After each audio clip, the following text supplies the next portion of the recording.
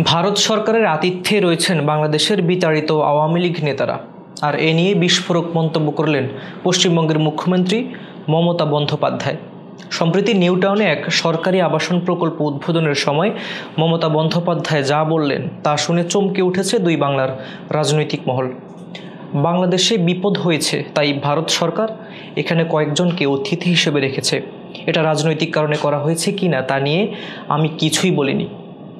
এই বক্তব্যে সরাসরি নাম না বললেও মমতার ইঙ্গিত স্পষ্ট। বাংলাদেশের ক্ষমতা হারানো আওয়ামী লীগের শীর্ষ নেতারা এখন কলকাতাতেই অবস্থান করছেন এবং ভারত সরকারের বিশেষ আশ্রয় রয়েছেন, সেই কথাই বোঝাতে চেয়েছেন।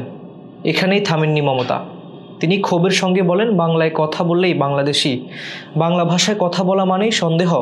ওরা জানে না বাংলায় কথা বলা মানুষের সংখ্যা এশিয়ায় দ্বিতীয়, বিশ্বে পঞ্চম।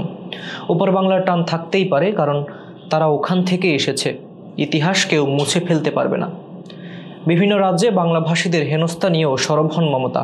তিনি বলেন, হেনস্থা মানা হবে না। আর এই ভাষাতেই বলেন, আমরা হিমাচল, দিল্লি, গুজরাট সহ সব জায়গায় বাংলাভাষীকে অপমানিত হতে দেখি, কিন্তু এবার আমরা চুপ থাকব না। মমতার এই মন্তব্য ঘিরে উত্তাল হয়ে উঠেছে রাজনৈতিক অঙ্গন।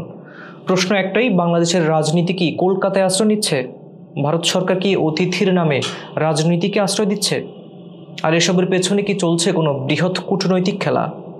কাজল হায়দারের রিপোর্টে হাবিবুর রহমান নিশান, খবর সংযোগ।